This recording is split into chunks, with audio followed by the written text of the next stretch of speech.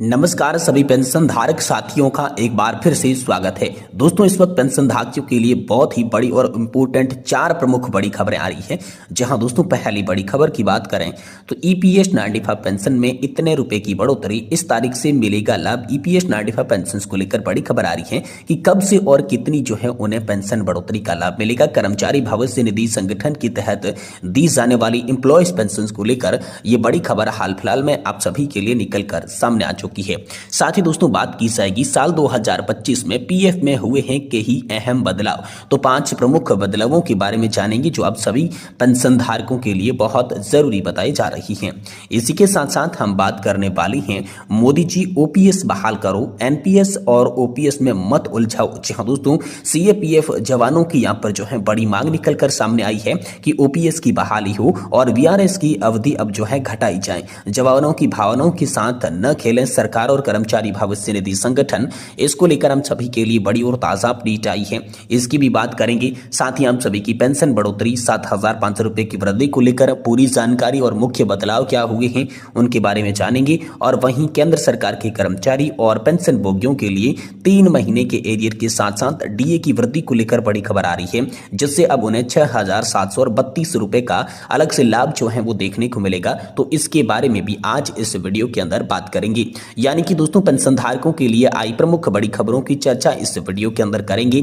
इसलिए हम सभी से निवेदन करते हैं कि दोस्तों आज की ये वीडियो आप सभी के लिए बहुत खास है, तो इसे आप लास्ट तक जरूर देखिएगा। और साथ ही हमारे चैनल पर नए हैं तो चैनल को भी सब्सक्राइब जरूर कर दीजिएगा। तो चलिए बिना किसी देरी के संपूर्ण खबरों को आज की इस वीडियो के अंदर सही सटीक और तथ्यों पर आधारित जान लेते हैं। पहली बड़ी खबर की बात करें तो कर्मचारी भविष्य निधि संगठन की ईपीएस 95 पेंशन बढ़ी, पेंशन भोगियों को कब और कितनी मिलेगी। जी हाँ दोस्तों, पेंशन के अंदर कितने रुपए की बढ़ोतरी हुई है, किस तारीख से हम सभी को लाभ मिलेगा, ईपीएस 95 की पेंशन को लेकर क्या बड़ी खबर आ रही है। जी हाँ, पेंशन भोगियों के लिए नए साल में खुशखबरी आई है। केंद्र सरकार ने कर्मचारी पेंशन योजना 1995 में महत्वपूर्ण बदलाव की घोषणा कर दी है। यूनियन बजट 2025 में सरकार ने ईपीएफ और ईपीएस 95 के तहत वेतन सीमा को मौजूद 15,000 रुपए से बढ़ाकर 21,000 रुपए करने का प्रस्ताव रखा है। इस ऐतिहासिक निर्णय से लाखों पेंशन भोगियों को लाभ मिलने की उम्मीद है। योजना का परिचय, उनका महत्व और ईपीएस 95 एक महत्वपूर्ण सामाजिक सुरक्षा कार्यक्रम है जिसे कर्मचारी भविष्य निधि संगठन द्वारा चलाया जाता है। ये योजना निजी क्षेत्र के कर्मचारियों को सेवानिवृत्ति के बाद आर्थिक सुरक्षा प्रदान करती है। वर्तमान में इस योजना के तहत न्यूनतम पेंशन 1,000 रुपए प्रति माह की है, जिसे बढ़ाकर 7,500 रुपए करने का प्रस्ताव आप सभी के लिए रखा गया है। नए बदलावों का प्रभाव, नई वेतन सीमा लागू होने के बाद अधिकतम पेंशन राशि 7,500 रुपए से बढ़कर 10,050 रुपए की मिलेगी। यह वृद्धि पेंशन भोगियों के जीवन स्तर में सुधार लाएगी। साथ ही सरकार ने महंगाई भत्ते यानी कि डीए पर भी सकारात्मक रुख दिखाया है। पेंशन गणना का नया फॉर्मूला, नई व्यवस्था के तहत पेंशन की गणना किस प्रकार होगी इसके बारे में बात करें तो पेंशन के बराबर 21,000 गुणा सेवा अवधि बट्टे यहाँ पर जो है हम सभी के लिए 70 लगाया जाएगा। उदाहरण के लिए मान लेते हैं 35 वर्षों की सेवा के बाद कर्मचारी को यहाँ पर जो है कितनी पेंशन मिलेगी। तो दोस्तों आप सभी के लिए 21,000 रुपए की सैलरी लिमिट 35 वर्षों से गुणा करेंगे और साथ ही दोस्तों यहां पर जो है कैलकुलेट करेंगे उससे 70 से, तो यहां पर आप सभी के लिए 10,050 रुपए की प्रति माह की पेंशन जो है वो निकल कर सामने आ चुकी है। स्वास्थ्य सुविधाओं में सुधार के लिए नई योजना में पेंशन भोगी और उनके जीवन साथी के लिए भी निःशुल्क चिकित्सा सुविधा का प्रावधान किया गया है। यह कदम बुजुर्ग पेंशन भोगियों के लिए बड़ी राहत साबित हो सकता है। साथ ही साथ केंद्रीकृत पेंशन भुगतान प्रणाली 1 जनवरी 2025 से केंद्रीकृत पेंशन भुगतान प्रणाली को लागू की गई है। इस व्यवस्था के तहत पेंशन भोगी देश की किसी भी बैंक से, किसी भी शाखा से, किसी भी स्थान पर अपनी पेंशन जो है वो प्राप्त कर सकती हैं।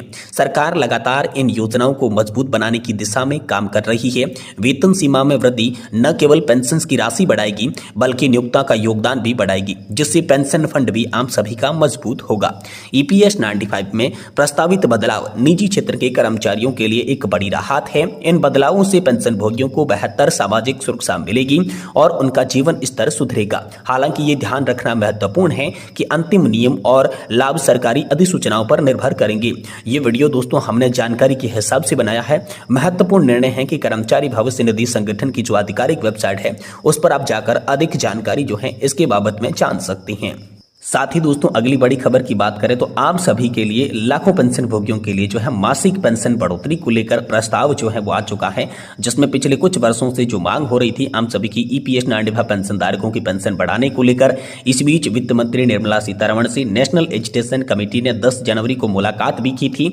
उसमें महंगाई भत्ता, पेंशन और साथ ही मुफ्त स्वास्थ्य सेवाएं देने को लेकर बात कही गई थी। पेंशनरों ने कहा था कि 1000 रुपए की जो मासिक पेंशन है वो बहुत कम है, इसे बढ़ाकर 7500 रुपए किया जाना चाहिए। और इसी को लेकर ट्रेड यूनियनों में भी यहाँ पर जो है 5000 रुपए प्रति माह की पेंशन की मांग की, जिसे नेशनल एजुकेशन कमेटी ने खारिज करते हुए ट्रेड यूनियंस को यहाँ पर 7500 रुपए की मांग करने को कहा गया और यहाँ पर ईपीएस 95 पेंशन धारकों के साथ आने को कहा गया। तो ईपीएफओ के द्वारा मासिक पेंशन में वृद्धि का ये जो कदम उठाया गया है, ये प्राइवेट सेक्टर के लाखों कर्मचारियों की मदद कर सकता है, उन्हें जो है लाभ दिला सकता है। अगर ये लागू हो जाती है तो लाखों कर्मचारियों को यहाँ पर इससे फायदा होने वाला है, जो कि पेंशन बढ़ोतरी का लाभ उन्हें मिलने वाला है। साथ ही दोस्तों अगली बड़ी खबर की बात करें तो सीएपीएफ जवानों की बड़ी मांग निकलकर सामने आ चुकी है। ओपीएस बहाल हो और वीआरएस की अवधि घटाई जाए, जवानों के लिए यहाँ पर जो है जवानों की भावनाओं से न खेला जाए, इसको लेकर बड़ी खबर आ चुकी है। देश की सुरक्षा में तैनात केंद्रीय अर्धसैनिक बल यानी कि सीएपीएफ के जवानों की सबसे बड़ी चिंता अब उनकी पेंशन और सेवा अवधि को लेकर है। एक बीएसएफ जवान ने प्रधानमंत्री नरेंद्र मोदी को पत्र लिखकर अपनी पीड़ा व्यक्त की है, जिसमें उन्होंने एनपीएस यूपीएस की खामियों और वीआरएस यानी कि स्वैच्छिक सेवानिवृत्ति नियमों में बदलाव की मांग उठाई है। आइए जानते हैं इस पत्र में क्या क्या प्रमुख मुद्दे उठाए गए हैं।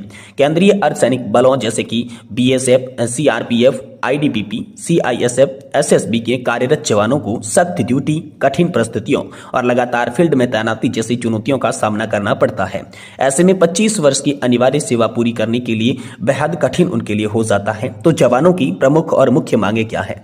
तो पहले वीआरएस की अवधि 20 वर्ष थी, जिसे 25 वर्ष कर दिया गया, लेकिन अब इसे फिर से 20 वर्ष या इसे कम किया जाए, ये पहली मांग है। वहीं जनरल ड्यूटी जवानों के लिए 25 साल की सेवा बेहद कठिन होती है। अधिकतम 60 साल से अधिक की सेवा अवधि चाहती हैं, लेकिन जीडी जवानों को बूढ़े होने पर कठिन ड्यूटी करनी पड़ती है, जिससे उनका स्वास्थ्य और जीवन प्रभावित होता है। वहीं दोस्तों स्वैच्छिक सेवानिवृत्ति की बात की जाए तो स्वैच्छिक सेवानिवृत्ति की अवधि को फिर से 20 वर्ष किया जाए, ताकि जवान सम्मान पूर्वक सेवा छोड़ सकें। वहीं दोस्तों एनपीएस की वजह से जवान जो हैं वो बैंकों पर निर्भर हो गए हैं। एनपीएस लागू होने के बाद जवानों को सबसे बड़ा झटका लगा है। पहले जीपीएफ के तहत जवान अपने वेतन का 60% तक जमा कर सकते थे, जरूरत पड़ने पर आसानी से पैसा निकाल सकते थे, लेकिन अब एनपीएस में सुविधा नहीं है, जिससे जवानों को बैंक से कर्ज लेने पर मजबूर हो गई हैं। एनपीएस से जुड़ी जवानों की परेशानियों की बात करें तो जरूरत पड़ने पर जवान अपना पैसा निकाल नहीं सकते, जबकि पहले जीपीएफ में यह सुविधा मिलती थी। बैंकों पर निर्भरता बढ़ गई है, जिससे ब्याज के रूप में भी भारी रकम चुकानी पड़ती है। घर बनाने, बच्चों की पढ़ाई या किसी आपात स्थिति में एनपीएस का पैसा निकालने की कोई भी व्यवस्था नहीं है।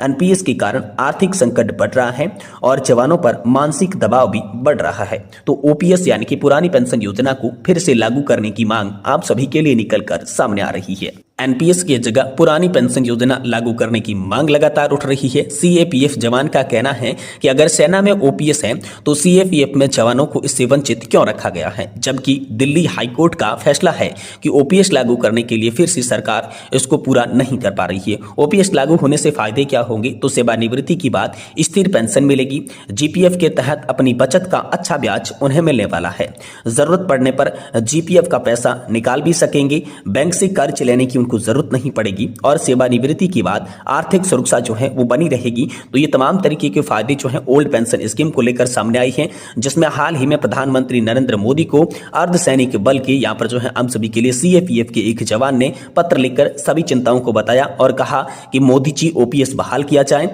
एनपीएस और ओपीएस में पेंशन धारकों को मत उलझाओ या फिर जवानों को मत उलझाओ। ये बड़ी खबर दोस्तों हाल फिलहाल में आप सभी के लिए निकल कर सामने आ रही है।